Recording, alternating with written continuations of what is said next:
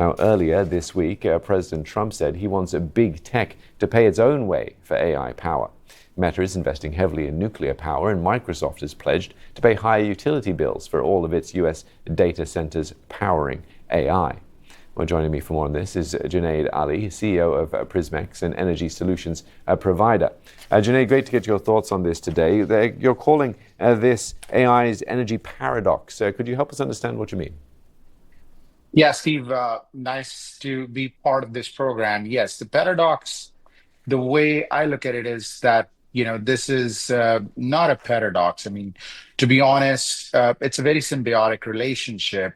Yes, the conservative approach is that, yes, we need more power to get more data. But the way I look at it is that this more data itself will pave way for more reliable, decentralized power plants. So this paradox would automatically solve itself by just using those electrons for more high-value data integration in our daily lives. So you're saying we're going to see a shift then where data centers are no longer just consumers of electricity, but will also be active power producers?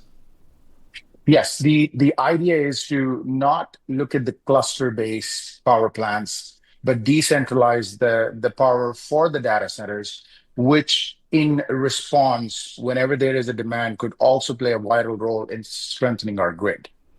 One of the problems we are actually facing, Steve, is the fact that the demand has always followed the supply.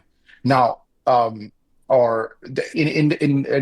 this particular case, our grid was always designed for loads which are very predictable. But now, because of all of these AI spikes, we have to rethink the whole strategy. You mentioned about the sustainable power. The way to approach is that we just look at all the resources of power and just come up with these microgrid models to strengthen this growth at this point. And where do you see sort of nuclear fitting in? Because some companies seem to be going down that route. Yes, to me, I'm very nuclear positive on this thing. I think that we cannot pick and choose in this case. At the end of the day, this will allow us to become more safer, more predictive, and nuclear plays a big role. We just got to have the safety environment around it. But to me, I think nuclear is going to play a massive role when we go from 3 to 400 megawatt behind the meter power plants. Alongside with the battery energies of the gas power plants and wind and solar. So everything's got to come together and play a big role. Yeah, it sounds like the demands are any means necessary, but there are environmental concerns, aren't there? The sheer weight of this.